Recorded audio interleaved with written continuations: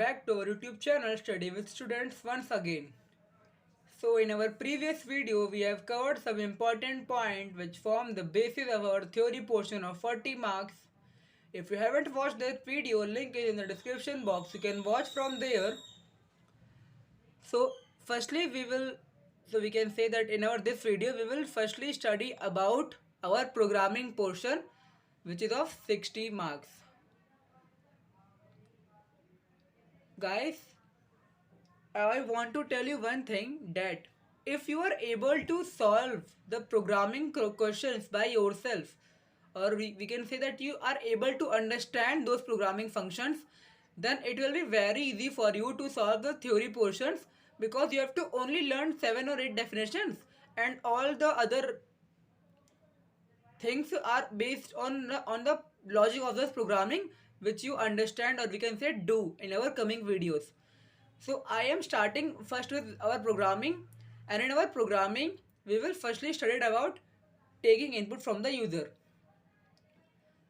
So let us study about, or we can say let us start our video. And guys, please don't forget to like, share and subscribe to our channel. And you can also mail us regarding anything you want to ask from us, any question or anything or any suggestions. We can say you can mail us at our email ID which we have given in the description box. So without wasting any more further time, let us begin today's video. So guys, we will study about taking input. So guys, till now you must have done those simple programmings in which you simply write those variable, and after clicking the compile button a dialog box appear where you give those variables some value and simply click on OK button, and after that your answer appears. But as now you are in class 9th or 10th preparing for your board examination, you have to understand two important functions which are helpful, or we can say which we use in Java to take input from the user. Our first function is input stream reader function, and our second function is scanner function. Okay, and I am telling you one thing, you can take input from the user by using any of these functions, but we will study about both of these functions because it is necessary for you for your basic understanding. And these two, or we can say that the mainly the format of these two functions can come, or we can say they can form some important questions from the format of these two functions in your theory portion. So it is necessary for you to understand both these types of function, and it is must for you so that you can solve programs based on these two functions.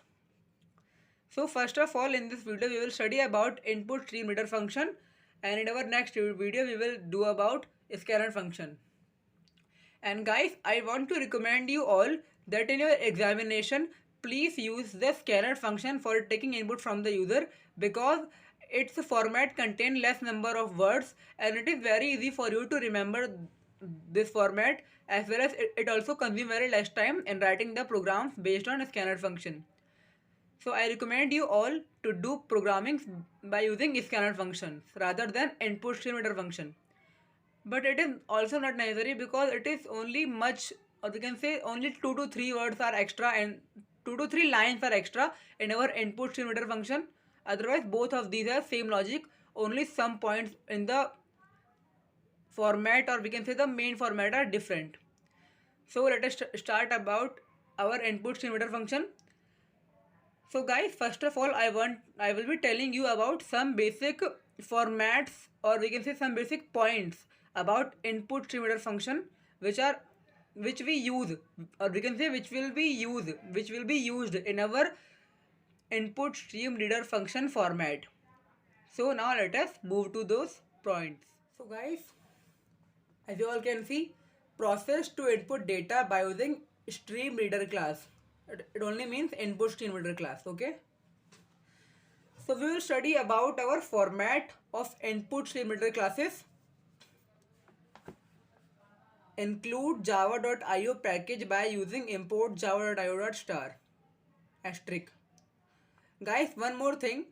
In my previous video, I have told about what is this asterisk or what is its type. It is an operator, separator, object, class, or what is it? So please comment in the description box that what is this asterisk mean, or we can say what is this asterisk. It's an object or a class, or you can say separator, operator. What is it? So comment in the description. So comment it in the below. So now this enable java.io package to be used in your program. ये जो हमारा java.io है, ये हमारा एक ऐसा package है जो कि उसके जो java.io एक पैकेज है हमारा, उसको हमें अगर हमारे प्रोग्राम में इंपोर्ट कराना है, या फिर हम कह सकते हैं कि आईओ की मदद से हम लोग अपने यूज़र से इनपुट ले सकते हैं। तो उसको इंपोर्ट कराने के लिए हमारे जो जावा प्रोग्राम होगा उसकी सबसे फर्स्ट लाइन होगी हमारी import java.io.star, और ये हमारा सेमीकोलन है, ये भी लगेगा। So basically the package is imported to avail facility of using input output function. ये जो हमारा पैकेज है इसको हम इसलिए इंपोर्ट करते हैं ताकि हम इसके अंदर छुपे हुए इनपुट आउटपुट फंक्शंस को यूज़ कर सके, जैसे कि रीड लाइन है, प्रिंट एलन है। आप लोग देख लो, जो अगर आपसे क्या पता है पूछ ले कि आपके एग्जाम में पूछा कि रीड लाइन और प्रिंट एलन है या ये हमारे किस चीज़ के फंक्शंस हैं, तो आपको लिखना होगा इनपुट आउटपुट फंक्शंस, ठीक है ना। तो आप इसे मार्क कर लेना और उसका PDF मैं आपको दे दूंगा नीचे, आप वहाँ से डाउनलोड कर लेना इन द डिस्क्रिप्शन बॉक्स। अब देखो दूसरा पॉइंट क्या है, create class by using public class name, ठीक है। अब देखो हमारा इंपोर्ट हो गया, अब हम अपने क्लास का नाम रखेंगे पब्लिक क्लास और क्लास नेम, ठीक है। अब देखो क्लास नेम आपकी चॉइस होती है, आप कोई भी क्लास नेम रख सकते हो, आपका नाम या फिर फैन टेबल कुछ भी, आपकी मर्जी, आप अपने क्लास का नाम कुछ भी रख सकते हो। अब देखो declare main function header S. अब देखो आप एक चीज़ याद रखना, पहले देखो आप यहाँ पढ़ो मेन क्या है हमारा, पहले मेन है ना, ये डिक्लेयर मेन फंक्शन। मेन क्या है? It is the function name. The main function is called by default as soon as the command to execute a program is issued. The control by default jump to the main function for it execution. इसका मतलब कि जो हमारा main function है अगर वो किसी programme में नहीं रहेगा तो उसका एग्जीक्यूशन ही हो ही नहीं पाएगा, इसलिए that is why the main function is important. तो उसी को हम लोग को अपने प्रोग्राम में लेना होगा। तो पब्लिक हमारा वही है, ऐसे स्पेसिफायर है हमारा। और देखो जो हमारा पब्लिक है वो हमें ये बताता है कि ये जो प्रोग्राम है इसको कौन यूज़ कर सकता है। पब्लिक होता है मतलब ये पब्लिक तो एक ऐसे स्पेसिफायर का टाइप है, पब्लिक होता है और भी होता है, जिसकी होता है प्राइवेट होता है, एक होता है प्रोटेक्टेड होता है। तो ऐसे ही हमारा ये है क्या है, it is the keyword use to specify that the function has no restrictions on being used anywhere throughout the system. इसका मतलब ये है कि जो हमारा पब्लिक है, यानी ये जो पब्लिक होता है ये होता है मतलब कि इसको कोई भी यूज़ कर सकता है, ठीक है। अब ठीक है देखो, अब ये स्टैटिक है। स्टैटिक क्या कहता है? This keyword state that the function does not require object creation. Static हमारा ऐसा कीवर्ड है जो हमें ये बताता है कि जो हमारा ये फंक्शन है इसको ऑब्जेक्ट क्रिएशन की जरूरत नहीं पड़ेगी। मैंने तुमने पढ़ लिया था। अब हम आते हैं स्ट्रिंग आर्ग्यूमेंट्स पे। This is an argument array that receive the value input from the keyword as a string data. देखो ये जो हमारा एरे है हम इसको बाद में पढ़ेंगे, इसको आप अभी छोड़ दो। ये वो है थ्रो द एक्सेप्शन। देखो गाइस ये जो आप सब मतलब मैं आपको अपने हिसाब से बताऊं तो ये जो मेन ये सब जो पॉइंट्स हैं ये आपसे कोई भी पूछेगा नहीं, लेकिन आपको याद रहना चाहिए। जैसे कि मेन का ज़्यादातर पूछ लेता है, वॉइड पूछ लेता है, स्टैटिक पूछ लेता है, पब्लिक पूछ लेता है। मतलब ये जो चारों हैं ये आपके थोड़े इंपॉर्टेंट हैं, ये आप अच्छे से याद कर लेना बस। और बाकी से ये ऊपर का ये आपसे कोई पूछेगा नहीं, इसकी कोई ज़रूरत नहीं है। बस ये पब्लिक, स्टैटिक, वॉइड और मेन याद कर लेना, इनके फंक्शन याद कर लेना आप, बस आपके लिए ये कंफर्टेबल है। अब देखो ये हमारा है इनपुट स्ट्रीम रीडर रीड, ये दोनों हमारे फंक्शंस हैं। अब देखो कहीं कहीं जगह पे आपको ऐसा भी लिखा कि आपको यूजिंग बफर फंक्शन, ये दोनों एक ही फंक्शन है, ठीक है ना। इनपुट स्ट्रीम रीडर फंक्शन है, इसका हमारा फंक्शन क्या है, to accumulate streamline bit pattern from the input device. जो इनपुट स्ट्रीम रीडर फंक्शन है ये हमारा जो यूज़र है उससे जो हमारी वैल्यू है वो लेगा। और buffer reader in equal to new buffer reader read, ये है हमारा to to store the input data from the keyboard temporarily. तो देखो, जब हमारा जो यूज़र है वो डाटा देगा तो वो हमारा इनपुट स्ट्रीम रीडर में आएगा, और फिर जो वो डाटा या फिर जो हमारे वेरिएबल्स के वैल्यूज़ हैं उसको बफर रीडर अपने आप के पास स्टोर रखेगा टेम्पररी, यानी कुछ समय के लिए अपने पास स्टोर करेगा। ठीक है, ये हमारा उसका मेन फॉर्मेट हो गया। अब देखो, syntax to accept numeric data value. अब देखो, आप सबको ये पता होगा कि जो हमारी वैल्यूज रहती हैं वो बहुत सारी होती हैं, फ्लोट होती हैं, इंटीजर हैं, डबल है और कैरेक्टर है, स्ट्रिंग है। तो हमें अलग अलग वैल्यूज़ के हिसाब से हमें अलग अलग लाइन लिखनी पड़ती है, या फिर अलग अलग सबका फॉर्मेट होता है। अब इंटीजर है तो integer dot parse int in read line, float है तो float dot parse float in dot read line. ये हम लिखेंगे जब हम अपना जो हमारा यूज़र है उस, जैसे कि आप एक क्वेश्चन है आपके पास, तो उसमें आपको जो आपका यूज़र है वो आपको इंटीजर की वैल्यू देने वाला है। जैसे कि कोई वो होगा, नंबर देगा आपको, देगा 1 2 3 देगा, तो उसमें आपको ये लिखना है इंटीजर वाला n equal to integer dot parse int और ये इन डॉट रीड लाइन। आपको पता है कि जो आपका यूज़र है वो देगा फ्लोट वैल्यू, जैसे कि 0.2389 ऐसा कुछ देगा वैल्यू, पॉइंट में आएगी जो। तो उसके लिए आपको यूज़ करना है float dot parse float. Double में है तो double n equal to double dot parse double. Guys आप एक चीज़ देखो, जो हमारा फ्लोट रहता है, फ्लोट की जो मेन साइज है वो है हमारा 32 बिट, या ना 32 बिट है हमारा, यह है साइज फ्लोट का। और जो हमारा डबल है, डबल का साइज कितना है हमारा 64 बिट। इसका मतलब जो हमारा डबल है वो एज कंपेयर टू फ्लोट ज़्यादा सिग्निफिकेंट फिगर, यानी 0 पॉइंट के बाद ज़्यादा नंबर्स को स्टोर कर सकता है अपने पास। ठीक है, अब देखो, टू एक्सेप्ट अ कैरेक्टर, अगर आपको पता है कि जो आपका यूज़र है उसे एंटर करना है ABCD, इनमें से होता है ना, जैसे कि कोई ऐसा आपको बनाना है प्रोग्राम जिसमें आपको MCQ देना है बच्चों को, तो उसके लिए आप देते हो ना कि आप A चूज़ करो, B चूज़ करो, C चूज़ करो, D चूज़ करो। तो उसके लिए आपको ये वाला लगेगा CH equal to char dot in read in dot read, और फिर ये round bracket close round bracket, और फिर ये हमारा सेमीकोलन। ठीक है, अब हम आएंगे अपने स्ट्रिंग पे। स्ट्रिंग क्या होता है आपको पता ही होगा, स्ट्रिंग होता है हमारा एक सेंटेंस या एक वर्ड, जैसे कि ही इज़ गोइंग समवेयर, ये हमारा सेंटेंस है। तो आपको पता है कि जो आपका यूज़र है वो कोई स्ट्रिंग एंटर करेगा, तो आपको ये लिखना पड़ेगा str equal to in dot read line और फिर राउंड ब्रैकेट खुला, फिर क्लोज और फिर सेमीकोलन। ये हमारा स्ट्रिंग का हो गया। ठीक है, तो गाइस ये हो गया हमारा पूरा मेन क्या कहते हैं फॉर्मेट। अब हम अपने दो टाइप के मतलब दो प्रोग्राम करेंगे based on our input stream reader function, and after that we will cover our scanner function in our next video. So now let us move on to our programs, and I am sure that after doing 1 to 2 program it will be easy for you all to understand and you can do further programming on your own. So now let us begin. So guys, this is our first programming in which our question is web to take two number from the user and print them.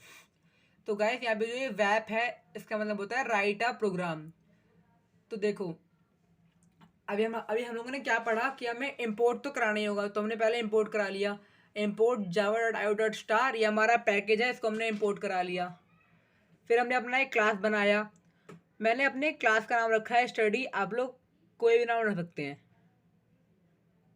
फिर हमारा ये curly bracket open होगा, फिर हम लोग अपने main को call करेंगे, तो उसके लिए यही पब्लिक स्टैटिक वॉइड में string argument throws IOE exception. और गाइस देखो, इंपोर्ट वाली लाइन में हमारा सेमीकोलन आया है, पब्लिक में सेमीकोलन नहीं आया है, यहाँ तो आएगा ही नहीं।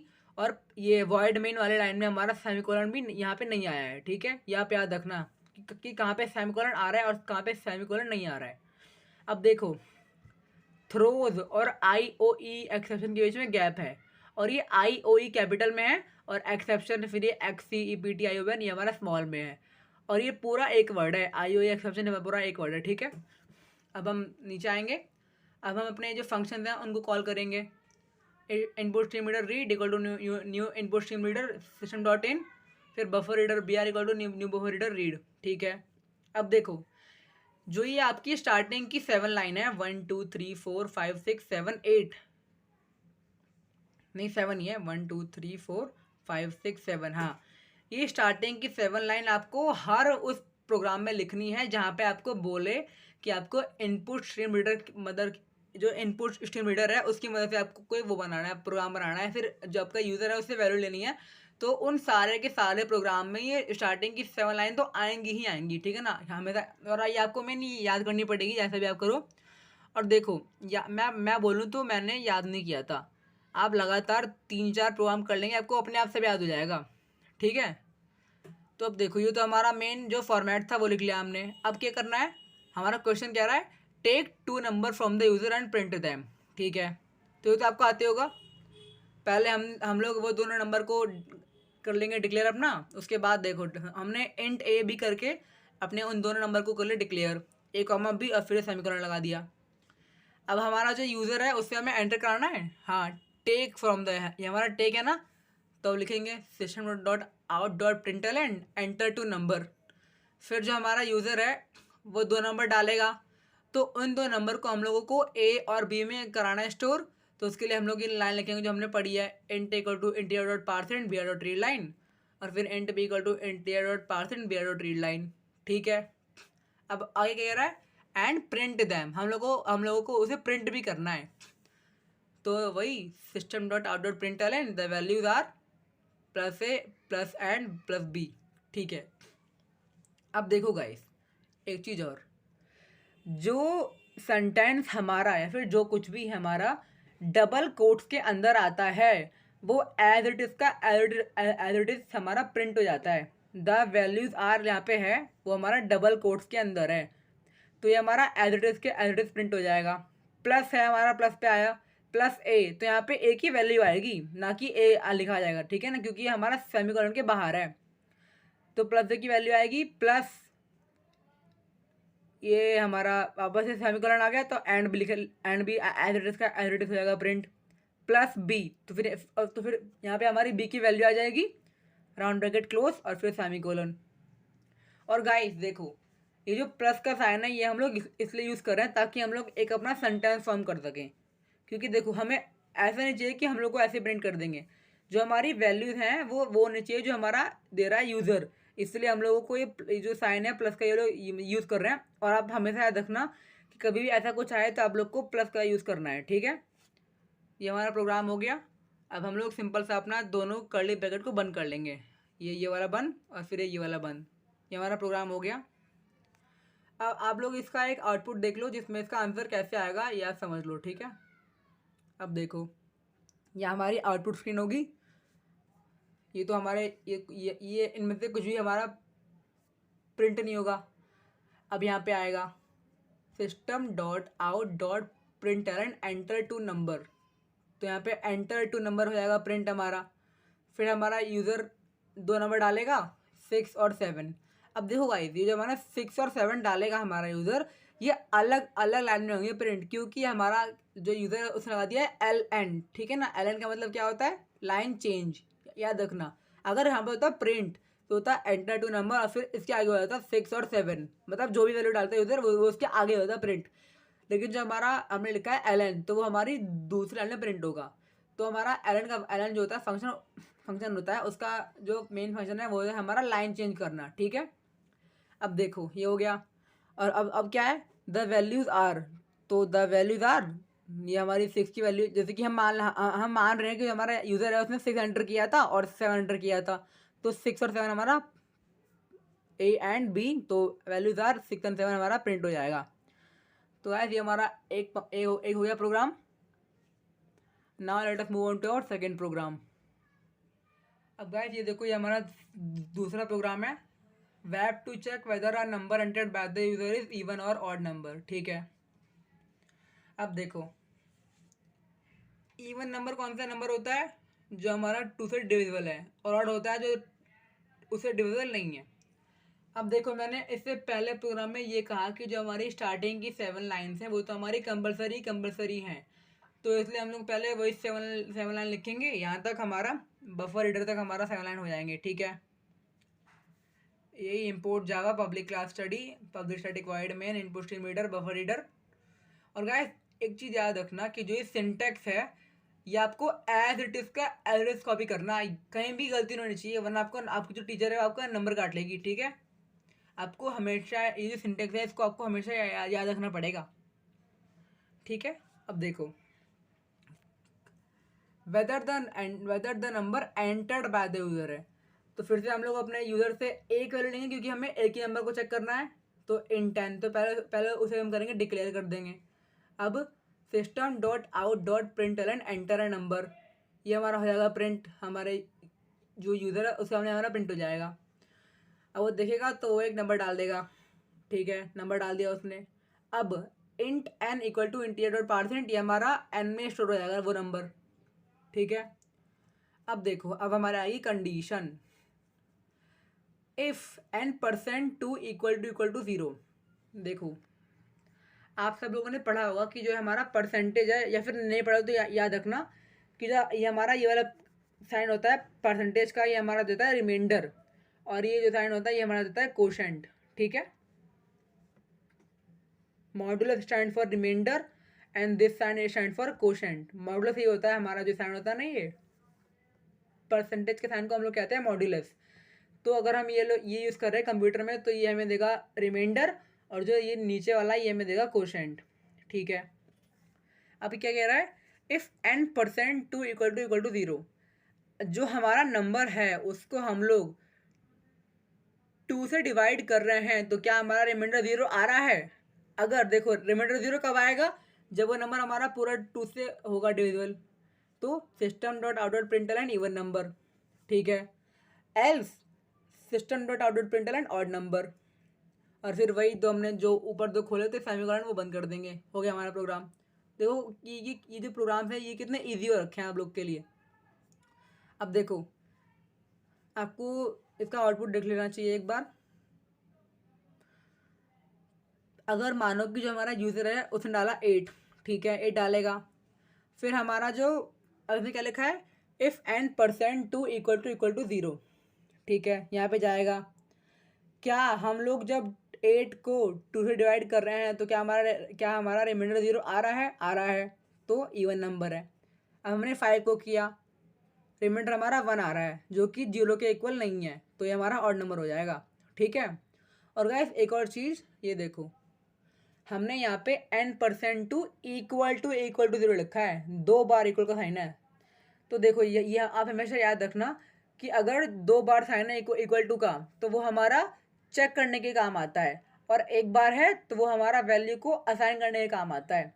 n percent two equal to 0, तो इसका मतलब ये चेक कर रहा है कि क्या n को हम जब 2 से डिवाइड कर रहे हैं तो क्या हमारा रिमाइंडर 0 आ रहा है कि नहीं आ रहा है। अगर आ रहा होगा तो यानी वो डिविजल है, तो हमारा इवन नंबर हो गया, नहीं आ रहा है तो ऑड नंबर है। और वही स्टार्टिंग में तो वही है हमारा इजी था जो हमने अब तक पढ़ा है, ये बहुत छोटा सा कॉन्सेप्ट है। तो गाइस ये हमारा इनपुट स्ट्रीम रीडर का मेन हमारा वीडियो हो गया।